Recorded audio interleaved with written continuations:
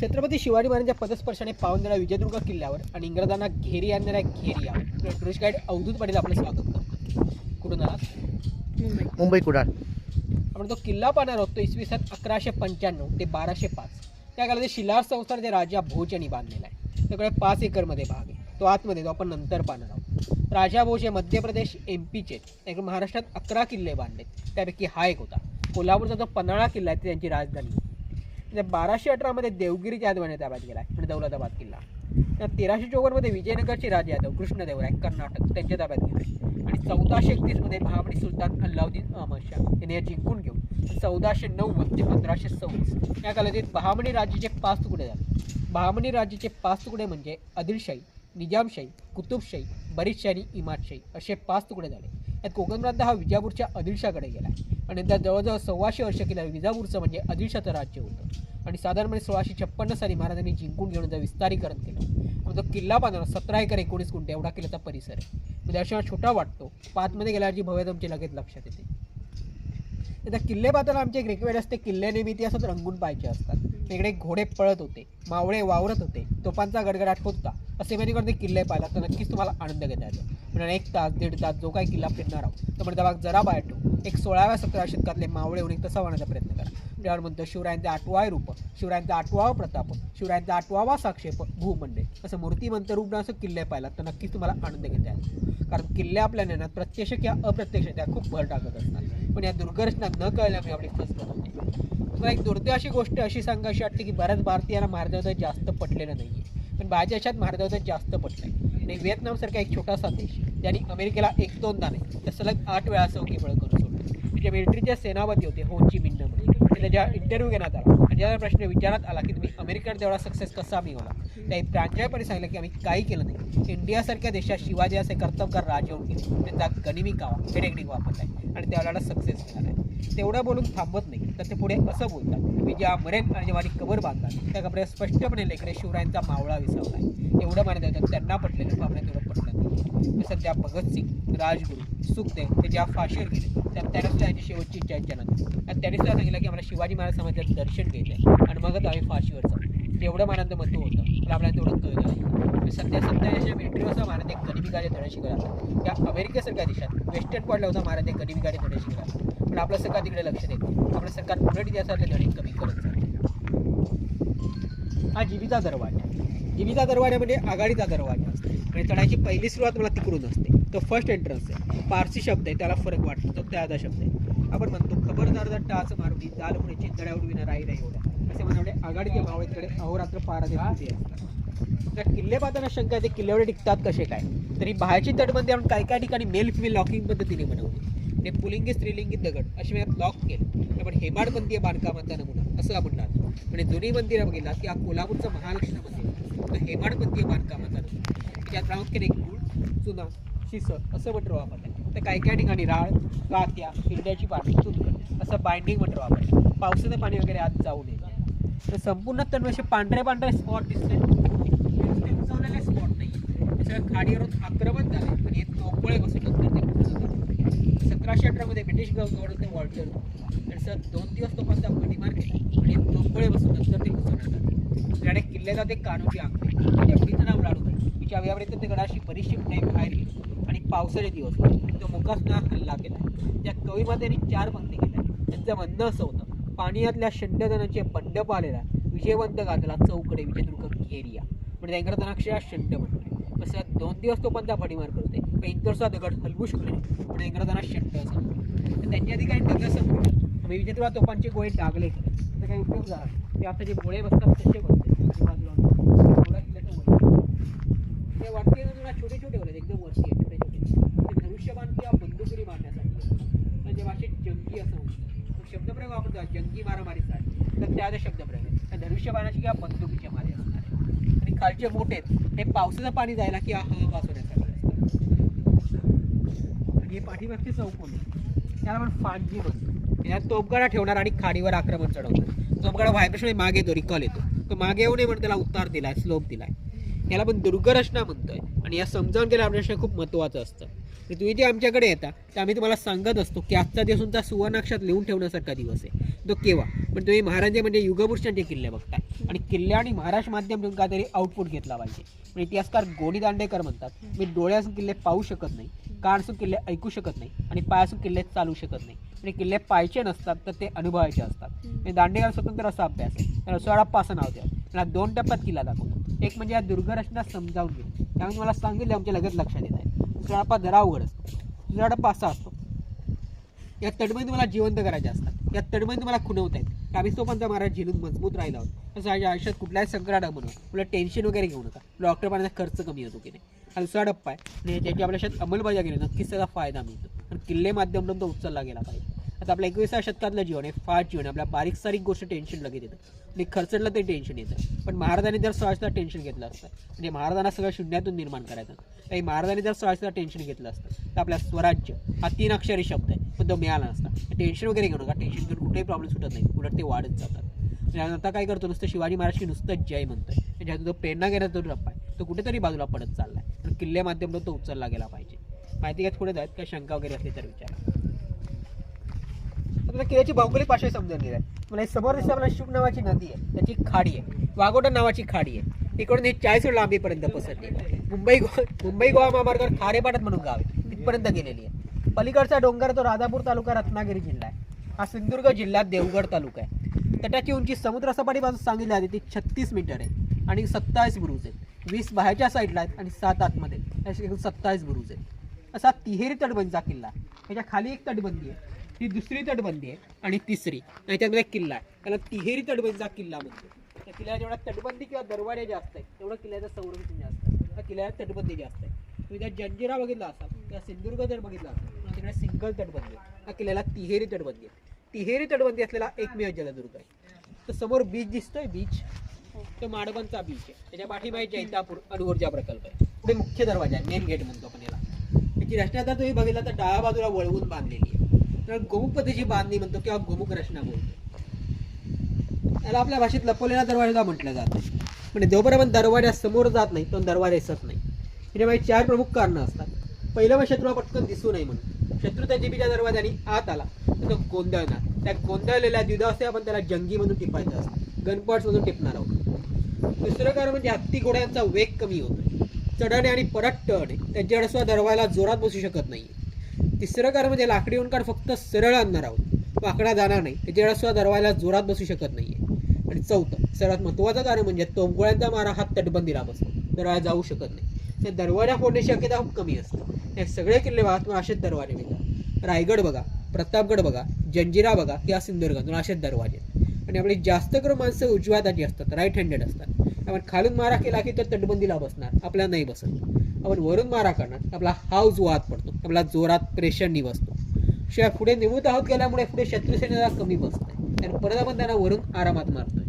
आणि हा शेवटचा तोफगोळा इथपर्यंत बसला, हा पांढरा दिसतोय म्हणजे पुढे जाणार नाहीये. आणि कुठल्या दगडी मारा केला तो दरवाजापर्यंत जात नाही, आपला दरवाजा दिसत नाही. हा तोफगोळा आहे ना जिथं लास्ट मारलाय तो. हा तो वरचा ओके.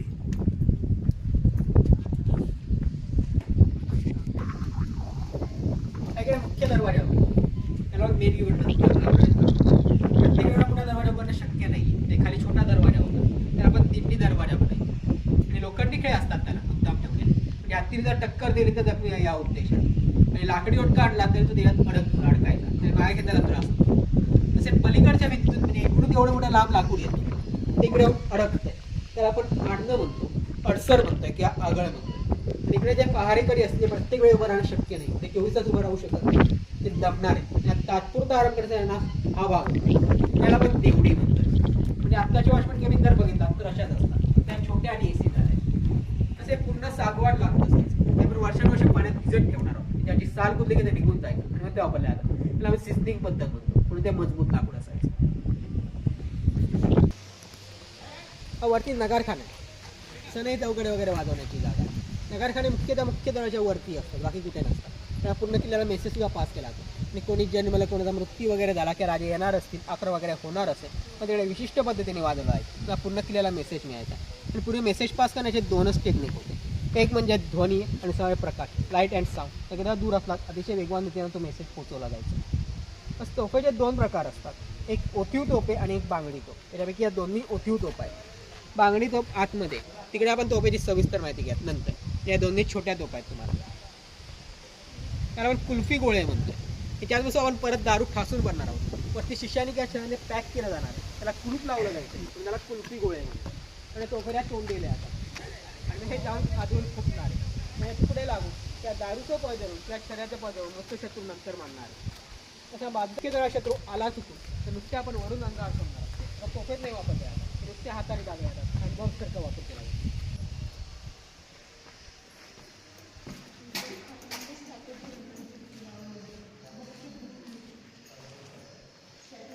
हा खलबतखाना आहे. खलबतखाना म्हणजे गुप्त चर्चा करण्याची जागा आहे.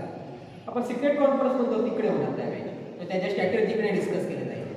आपल्याला सदर म्हणजे दरबारचा भाग प्रत्येक किल्ल्यावर बघायला मिळेल. खलबतखाने फक्त राजधानीच्या किल्ल्यावर असतात, बाकी कुठे नसतात. म्हणजे आपल्या स्वराज्याची पहिली राजधानी राजगड आणि दुसरं रायगड, तिकडे तुम्हाला खलबतखाने बघायला मिळतात. महाराजांनी 1664 साली आरमार स्थापना या किल्ल्यावर, त्यामुळे आरमाराच्या राजधानीचा किल्ला, नेव्हीच्या कॅपिटल स्थापना होते. त्याकडे आपल्या खलबतखाना बघायला मिळतात. या दगडाने डोळ्याला असणारी बारीक बारीक चित्र आहे, म्हणजे एकदम पोरस दगड आहे. त्यामुळे आतमध्ये आवाज घुमतोय. बाहेर लाकडी दरवाजे असणार आहे, बाहेर जाऊन पहारेकरी उभे केले जायचे आणि महात्मे चर्चा करत असणार आहे. चर्चा करत असताना जवळपास कोणाला फिरकू द्यायची नाही. म्हणजे आपली देवळं बघा, आपली गोलाकार आवाज वगैरे काही घुमत नाही. आपल्या दगडांची रचना व्यवस्थित नसते. तुम्ही जर विजापूरचा गोलघुमट बघितला असेल या गोळकोंड्याचा किल्ला बघितला असेल, तिकडे असा आवाज घुमतो, तसा इकडे पण आतमध्ये आवाज घुमतो. पण त्याही लाईट नाही आहे, माईक सिस्टीम नाही, त्या हळूदात बोललेलं क्लिअर ऐकून गेलं पाहिजे, हा उद्देश आहे. म्हणजे महाराजांना त्याही कळलं की आपल्या सत्रावर जागता पारा करा. त्यामुळे आपलं केवळ बेस होत हे महाराजांना सुचतं, त्यांना मुलांना सुद्धा नाही, इंग्रजांना सुद्धा. त्याच्याकडे आरमार, त्याचा समुद्र असं असणार आहे.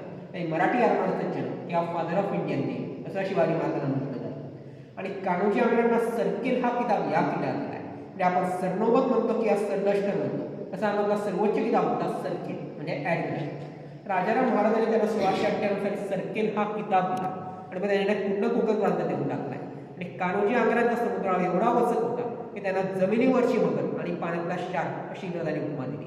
एवढ्यांचा वचक होता. म्हणजे इंग्रज, पोर्तुगीज, डच यांची जागा आपल्या समुद्रात फिरायचे.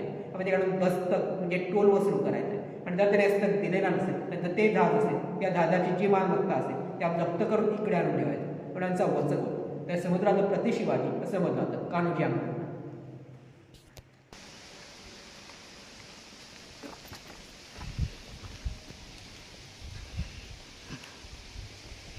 त्या पायऱ्या उच्च सगळं एवढ्यासाठी ठेवल्यात कारण या किल्ल्यात इंग्रज, पोर्तुगीज, डच त्यांच्या हस्ते डोळावत. आपल्या मावळ्या सह्याद्रीतल्या असल्या सगळ्या खास रंगांचा सर आहोत. त्यांना किल्ला पटकन निघता आणि किल्ला निघण्याचा इंग्रज त्रास आहोत. त्यामुळे ह्या पायऱ्या उंच सगळं ठेवल्या.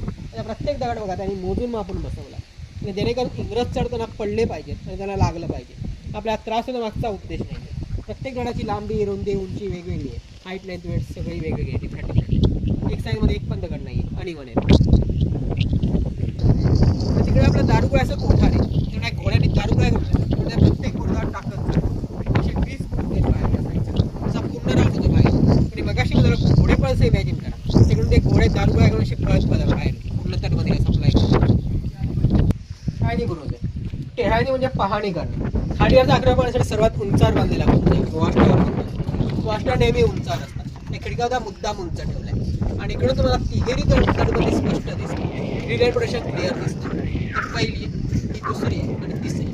आणि खाडीचा जास्तीत जास्त भाग दिसतो. लांब शत्रूस आपण खाली निरोप देणार म्हणून खाली ते तोफा तयार ठेवणार आहोत तेवढ्या ह्याच्यात.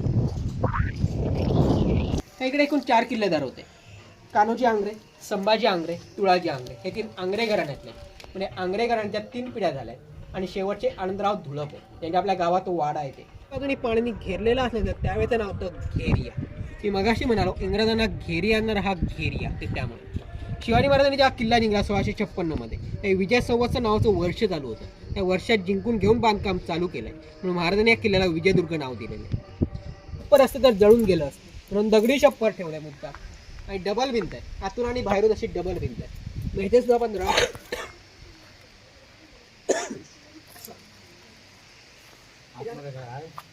गोळे आहेत ना आतमध्ये.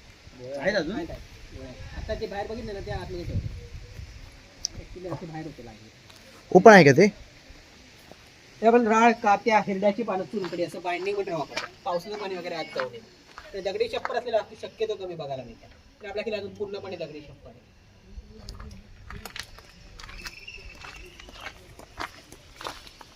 तटबंदी बघा, ती जाड बांधली. एवढ्या जाड तटबंदी म्हणून किल्ले अस्तित्वात राहिलेत नाही, त्या शत्रूच्या एका भक्त्यात ते पडून गेल्या.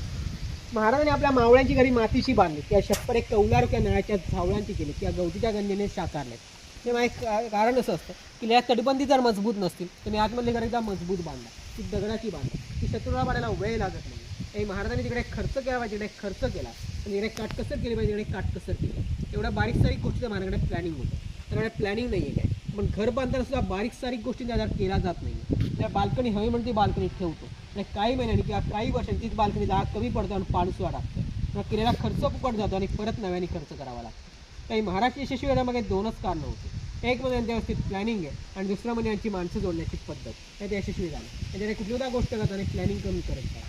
म्हणजे महाराजांनी काय सांगितलं तर आम्ही आमच्या याच्यासाठी एवढी माणसं जोडून ठेवली तर आमच्या काही केल्या पारतंत्र्यात जाऊ शकत नाही. त्याप्रमाणे महाराज जवळ 350 वर्ष होतात तरी आपण स्वराज्यात आहोत, सुराज्यात नसलो तरी. त्या बिझनेस टॅक्टिस आहेत आणि शिवाजी महाराजांना बेस्ट मॅनेजमेंट गुरु असं म्हटलं जातं.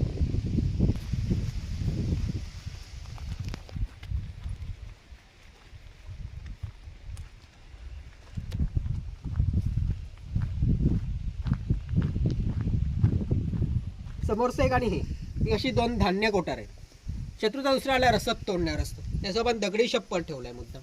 आणि मला हे जेवढं वरती दिसतंय तेवढंच जमिनीच्या खाली आहे. म्हणजे पूर्वी किल्ल्याला 6-6 महिने 1 वर्ष वेढा पडणार आहे. त्यात मधलं अन्नधान्य आणि दारुगोळा संपला किंवा शत्रूची लाडू शकत नाही. आरामात 1-2 वर्ष पुढे त्यामुळे त्यात धान्य साठवलेलं असायचं. हे व्हेंटिलेशन आहे, हवा पास होण्यासाठी. इकडे एक आहे आणि पुढे एक आहे, अशी 2 व्हेंटिलेशन आहेत.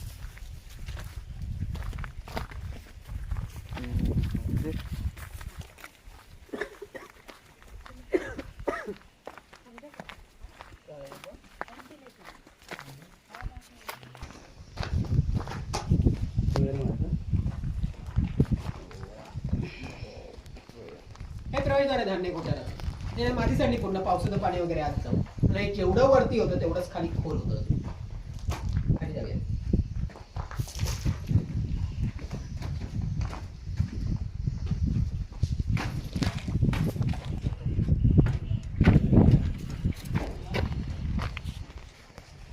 धान्य गोळा करून मोठ्या गलबत आणि समुद्रात आणलं जायचंय आणि छोट्या नौकांनी इकडे आणून इकडून आपण ते धान्य कोठारात टाकलं जायचंय. म्हणून धान्य कोठारात जवळ ठेवलेत मुद्दाम. तसंच जलदुर्गाची आजूबाजूला मोठे मोठे दगड मुद्दाम टाकलेले असतात. त्यामुळे पहिलं कारण म्हणजे लाठांचा मारा डायरेक्ट किल्ल्याला नाही बसत आहे. दुसरं कारण म्हणजे शत्रूच्या बोटीत जवळ येणार नाहीये, त्या दगड आपण फुटणार आहेत. आणि तिसरं म्हणजे या दगडात तुम्हाला हे पांढरं पांढरं मांस दिसतंय, ऑयस्टर्स असतात, धार असतं, त्याला शार्प असतं. ते शत्रू चालत पण येणार नाही, त्यांनी पाय कापले जातात, त्या शत्रू चालत पण येऊ शकत नाही. आणि त्या दिसू नये म्हणून ह्याच्या पुढे दगड असणार आहे दुसरा. शत्रूला कळणार नाही इकडे मार्ग आहे. दगड असल्यामुळे त्याला बाहेरून किल्ल्याचाच भाग वाटतो आणि फक्त धान्य आणताना काढून ठेवतोय आणि धान्य आतमध्ये नेलं जातंय. पण हे सुद्धा मुळीचे खडक आहेत, हे ओरिजिनल खडक आहेत. हा 1 पीस आहे, अखंड दगड आहे. हा दगड बघू शकता तुम्ही की इथून कोणीच पाहू शकत नाही की इकडे दरवाजा आहे म्हणून. तर दरवाजा असा इथं पुढे सुरू होतोय. ग्रेट. वरती बांधकाम आहे तुम्हाला. शिवाय मधले 2 दगड थोडे क्रॉस बसवलेत म्हणजे वरून एकदा प्रेशर टाकला तर त्याच्यावर नाही बसत आहे, ते बाजूला पसरणार.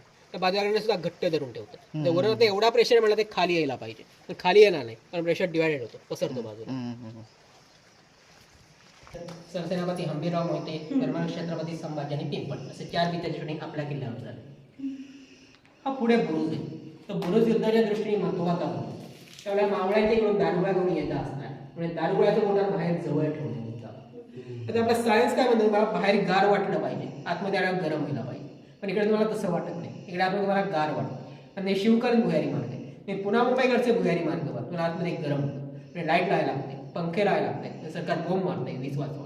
पण त्या दृष्टीने पावलं नाही होतं. महाराजांना बारीक सारीक गोष्टी द्यायला आपल्या मावळ्यांजीकडून दारुगोळा घेऊन येत असणार, त्या उष्णतेने दारुगोळा आपण तो फुटू शकतो आणि सफोकेशन होऊ शकतं. एक क्रॉस व्हेंटिलेशन ठेवले, इकडून हवा येते, तिकडे तुम्हाला पुढे पास होते. तसं त्या भिंतीचं आपण पांढरा ठेवलाय. त्या भिंतीनंतर पुण्याच्या गेल्या त्या मुद्दाम पांढरा ठेवलाय म्हणजे जेणेकरून जास्तीत जास्त प्रकाश परावर्तित होईल आणि जास्तीत जास्त उजेड तिकडे राहील. आपण दिवसा मशाल लावू शकत नाही कारण दिवसा दारुगोळा घेऊन येत असणार, त्या मशाने दारुगोळा तापून तो फुटणार आहे. मशाल फक्त आपण रात्रीच्या फक्त वरती मशाल लावतो, या गोलमध्ये मशाल लावतो. ओके. तर पूर्वेकडे सूर्य होतो म्हणून ती बाजू छोटी आहे आणि पश्चिमेकडे माळ होतो म्हणून ही मोठी आहे. म्हणजे दिवसभर लाईट सेम राहते, कमी जास्त होते कुठूनच नाही पडत, मेंटेन होते लाईट. अशी पहिला तो वॉच टॉवर होता, हा अटॅक टॉवर आहे. हा युद्धाच्या दृष्टीने महत्त्वाचा बुरुज आहे. याला आपण जंगी म्हणतो. हे धनुष्यबाण किंवा बंदुकीने मारण्यासाठी असतात. जर धनुष्यबाण किंवा बंदुकीची गोळी फुकट जाऊ नये म्हणून त्याला वेगवेगळे अँगल दिलेत. म्हणजे जिकडे शत्रू असेल तिकडेच त्यांनी मारायचं आहे. उगाच आपला बाण किंवा गोळी फुकट घालवायची नाही. म्हणजे आर्मीचा नियम आहे, एक गोळी एक माणूस. त्याप्रमाणे बाण किंवा गोळी फुकट जाऊ नये म्हणून त्याला वेगळे अँगल आहेत. 12 बुरुज आहे. खूप लढा तोफा 12 बुरुज. म्हणजे एकूण 6 फांजी आहेत. अशा प्रत्येक फांजीत 2 तोफा असणार आहे. अशा एकूण 12 तोफा असणार आहे या बुरुजात. या बुरुजावर आपण जास्तीत जास्त ठिकाणी मारा करू शकतो किंवा जास्तीत जास्त मारा होऊ शकतो. जर ते भुयार फितुरमे कोणाला कळलं तर डावीकडे मारा होतो, आमने सामने मारा होते. तसा मुख्य दरवाजा मारा होतो का पाठीमागे मुख्य दरवाजा. आपण 3 ठिकाणी मारा करू शकतो या बुरुजावर.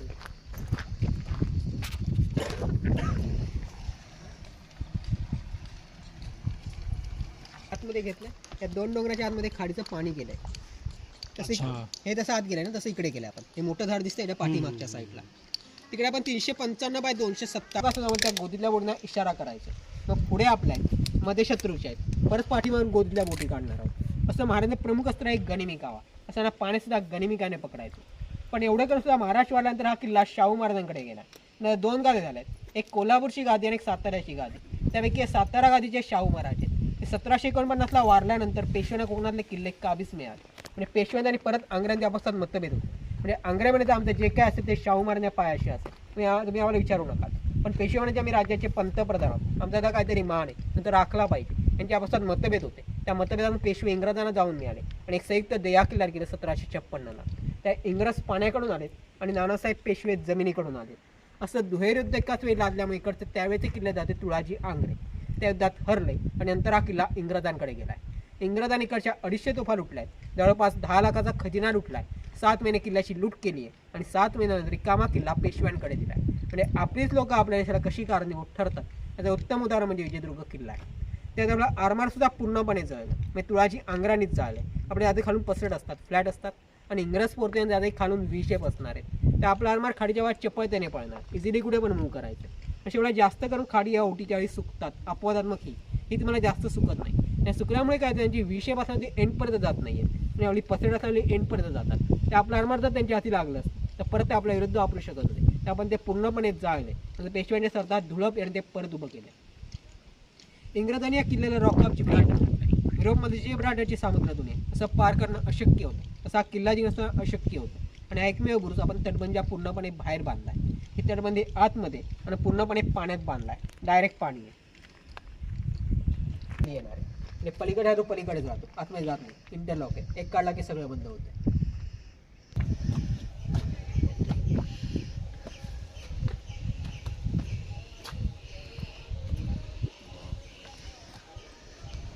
आतमधला भागात दरबारात आहे. या भागाला आपण फड म्हणतो, तमाशातला किंवा कुस्तीतला म्हणतो, पण तसा नाही. त्याचं कार्यालयीन कामकाज तिकडे झालं. म्हणजे फडाची राखण करणारे फडणवीस, चिटाचं कामकाज करणारे चिटणीस, दप्तराचं कामकाज करणारे दप्तरदार, अशी कारकून मंडळी इकडे बसणार आहे. जिबीच्या दरवाजाने किंवा बाहेरच्या मुख्य दरवाजे बाहेरचे सरदार येतात, त्यांच्या इकडे कसून चौकशी केली जाणार आहे. जी शस्त्रास्त्र कागदपत्र सगळी तपासली जाणार आहे. परत इकडे येऊन त्यांची शस्त्रास्त्र कागदपत्र सगळी तपासली जायची आणि एवढे करून ते दोषी आढळले तर त्यांना, आणि जिबीच्या दरवाजा आणि मुख्य दरवाजे पारेकरी असतील त्यांना, अशा तिघांना पण शिक्षा इकडे ठोठावली जायची. एवढी महाराजांची सुरक्षा चोख होती. म्हणजे महाराजांनी त्याही सांगितलं की आपल्या समुद्रावर जागता पारा हवा, तो आपण ठेवला नाहीये. म्हणजे कसा वगैरे आला आणि कधी 26 त्याला करून गेले ते आपल्याला कळलं पण नाही. महाराजांनी औरंगजेबाच्या सैनिकास सांगितलं जे औरंगजेबात जाऊन सांग, आम्ही आमच्या रीतीसाठी 365 किल्ले तैनात करून ठेवले. म्हणजे आमच्या इथे 1 वर्ष तरी 1 किल्ला लढवला तरी आमच्या 365 वर्ष तरी पारतंत्र्यात जाऊ शकत नाही. एवढी माझी दूरदृष्टी होती. म्हणजे महाराजांना सगळ्याची जाणीव होती, जनतेची जाणीव होती, मावळ्यांची जाणीव होती, जनावरांची जाणीव होती, किल्ल्यांची जाणीव होती. सगळ्यांची जाण असणारे असे ते राजे होते. म्हणजे जाणता राजा असं म्हटलं जातं. ही बाजारांची पालखी किंवा मेणा ठेवण्याची जागा आहे. त्या अर्थाने पालखी किंवा मेण्याचे मान असणारी पालखी किंवा मेणा इकडे ठेवला जायचा आणि मग त्यांना पायगड्या घालून दरबारात गेला.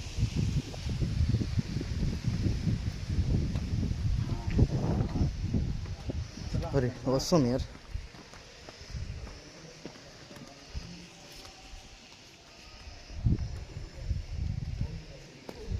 हा दरबार आहे. हा दुमजली होता. वरती लाकडी छप्पर होतं ते पडलंय आणि ते सुद्धा इकोसिस्टीम होती. म्हणजे राजांच्या विरोधात जरा पक्षात 2 सरदारामध्ये काही कुजबूज सुरू झाली तर ती राजांपर्यंत ऐकू जावी हा तर मागचा उद्देश होता. म्हणजे तिकडे जरी हळू जात बोललात तर मला तिथपर्यंत ऐकू जाणार आहे. रायगडवर जर बघितलं तर तिकडे आहे मेघडंबरीमध्ये बोललेलं नगरखान्यापर्यंत ऐकू जातं असं इकडे पण असणार आहे. एवढा पहिला मजला आहे. याच्यावरती दुसरा मजला असणार आहे. परत वरती लाकडी छप्पर असणार आहे, खापरी नळे असणार आहे. बरोबर. वरचा हा राणीवंशासाठी आणि खालचा राजांसाठी असे 2 मजले आहेत. आणि याच्या सुद्धा गादीचे असणार आहेत ज्यूटचे आणि मध्ये मध्ये खांब असणार आहे. ही खांबांची लाईन आहे, पिलर्सची लाईन आहे. पण तुम्हाला सायन्सच्या भाषेत सांगायचं झालं 17 मीटरवर इको होतो. 17 मीटरपेक्षा जास्त अंतर आहे, 55 फुटापेक्षा जास्त अंतर आहे. आणि चौकोन किंवा रेक्टँग्युलर शेप आहे, रेक्टँग्युलर आहे, आयताकृती आहे. मला मेल फिमेल लॉकिंग सांगितलं, त्याला फिमेल दगड आहे. त्याच्या असा रॉड असलेला दगड येणार आहे. मग ह्याच्या पुढचा रॉड आहे त्याच्यात अडकतो आणि एक गोळ आणि पॅक करणार आहोत. फक्त बाहेरच्या तटबंदी वापरतोय. म्हणजे बाहेरची तटबंदी मला जेवढी मजबूत तेवढे किल्ले मजबूत आहेत. त्या बाहेरच्या तटबंदी काय ठिकाणी असे दगड बसवतात. असे दारुगोळ्याच्या कोठाराचं आहे. त्याच्यावर दुसरा एल शेप येतोय आणि ते एकमेकात अडकतो. हे असे इंटरलॉक होतात म्हणून बांधकाम मजबूत आहे. आणि समोर तटबंदी असते ती बालेकिल्ल्याची तटबंदी आहे. बालेकिल्ला म्हणजे मध्यवर्ती ठिकाण असतं. याच्यामध्ये आपण शत्रू घुसत नाही तोपर्यंत आपण किल्ला हरू शकत नाही. याच्यामध्ये शत्रू घुसला की आपण किल्ला हरतोय. इकडे लाकडी दरवाजा होता तो आता पडलाय पूर्ण.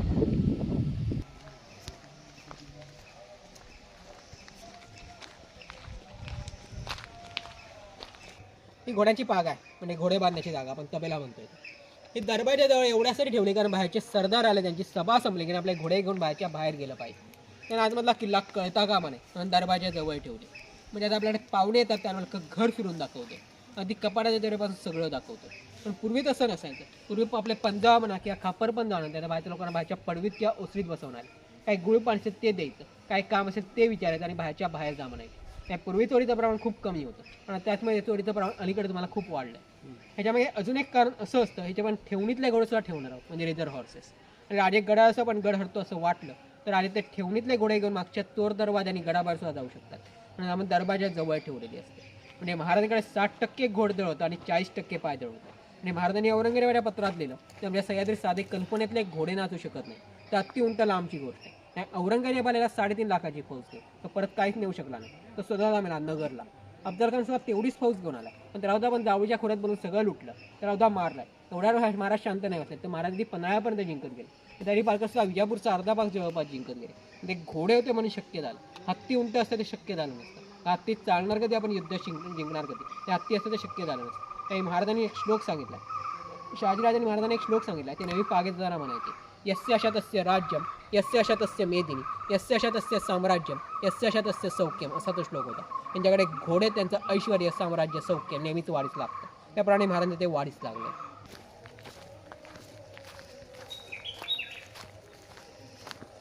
5 एकर मधला किल्ला सुरू झालाय मूळचा राजा भोजनी बांधलेला 12व्या शतकात. म्हणजे 12व्या शतकात किल्ला बांधण्याचं कारण म्हणजे फक्त व्यापारी दृष्टिकोन समोर होता. युद्ध वगैरे काही नव्हतं. त्या छोटा किल्ला होता. त्या टेहळणीसाठी छोट्या पायऱ्या आहेत. छोटी तटबंदी आहे. जंगी फण जास्त आढळत नाही आहेत तुम्हाला. आणि समोर खाली मोठं दिसेल ते धान्य कोठार होतं. असा रिकामा किल्ला होता. पण तिकडे महाराजांना जागा मिळाली तिकडे महाराजांनी बांधकाम केल्यानंतर आणि पूर्वी छोटा किल्ला असता आरामात छोटे मोठे आरामात तो जिंकला जाणार. काही महाराजांनी या किल्ल्याला मजबूत केलं आणि महाराजांनी किल्ला मजबूत केल्यानंतर एवढी युद्ध तर कोणाकडे गेला नव्हता. जर फितुरी झाली नसती तर इंग्रजांकडे पण गेला नसता. आणि महाराजांनी जेवढं किल्ल्यांचं मत ओळखलं तेवढं बाकी कोणीच ओळखलं नव्हतं. त्या टेकडीसारखा भाग नव्हता. नंतर ही भरा घालून टेकडी तयार केली. नंतर महाराजांच्या स्वस्ते भगवा ध्वज फडकवला. आपण म्हणतो ध्वजविजयाचा उंच धरार आहे. त्याप्रमाणे मराठ्यांच्या निशाणे 7 समुद्रा पार दिसला पाहिजे म्हणून उंच करून नंतर महाराजांच्या स्वस्ते भगवा ध्वज फडकवला. म्हणजे महाराजांनी स्वस्ते भगवे ध्वज फडकवलेले 2च किल्ले आहेत. एक म्हणजे तोरणा आहे आणि दुसरा म्हणजे विजयदुर्ग आहे. तसा ऐतिहासिकदृष्ट्या महत्त्वाचा आहे, तसा वैज्ञानिकदृष्ट्या महत्त्वाचा आहे. त्यात एकदा विज्ञानाशी संबंध येतो. त्या जागेवर हेलियम गॅसचा शोध लागला. म्हणजे हायड्रोजन नंतरचा जो सर्वात हलका वायू हेलियम गॅस त्या शोध इकडून लागला आहे. म्हणजे खगोलशास्त्रातली अभूतपूर्व घटना इकडून घडली. आपण जागतिक विश्व हेलियम दिवस साजरा करतो त्या विजयदुर्ग किल्ल्यामध्ये. 1858 सईकडे मराठी होते. नंतर सईकडे ब्रिटिश आले. 18 ऑगस्ट 1868 एक खग्रास सूर्यग्रहण झाले. त्याचा अभ्यास करण्यासाठी ब्रिटिश खगोलशास्त्रज्ञ सर जे नॉर्मन लॅकियर यांना बोलावण्यात आलं. त्यांनी आधी 2-3 ठिकाणं अभ्यासली. नंतर पृथ्वीचा सूर्यापासून अक्षांश रेखांशामधलं अंतर त्यांना इकडून कमी आढळलं. त्याचा अभ्यास करण्यासाठी इकडे आले.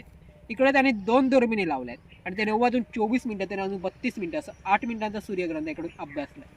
तुम्हाला सूर्याभोवती 2 स्पेक्ट्रा सापडत आहेत, एक हायड्रोजनचा आहे आणि एक सोडियमचा आहे. त्यांना अजून एक वेगळा येल्लो कलरचा स्पेक्ट्रा सापडला आहे. पुढे 30 वर्षानंतर परत एक सूर्यग्रहण झालं 1898ला. त्याचा अभ्यास करण्यासाठी ते इकडे आले आणि ते एक सहकारी होते, फ्रेंच शास्त्रज्ञ होते, एक जॉन्सन म्हणून. त्यांना अंधब्रशमध्ये एक गुंटूर येथे पण आलं दुसऱ्या बॉर्डरवर. परत दोन्हीकडे तसे स्पेक्ट्रा सापडले. प्रयोगांती असा निष्कर्ष निघाला की दोन्ही स्पेक्ट्रा एकच आहे. ग्रीक भाषेत हेलियॉस म्हणजे आपला सूर्य आहे. नंतर सूर्यावरती प्रथम सापडल्यामुळे नंतर हेलियम असं नाव देण्यात आलं. हे शोध इकडून लागल्यामुळे इकडे आपण हेलियमचा पाळणाघर म्हणजे उगमस्रोत असं म्हटलं जातं आणि त्याकडे आपण साहेबाचे ओटे म्हणतोय. म्हणजे इंग्रजात आपण साहेब म्हणायचो आणि प्लॅटफॉर्म म्हणजे ओटे म्हणून साहेबाचे ओटे असं नाव दिलंय आणि जगातला पहिला शोध इकडून लागला आहे. या डोंगराच्या पाठीमागे रत्नागिरी, गणपतीपुळे, जयगड, मुंबई.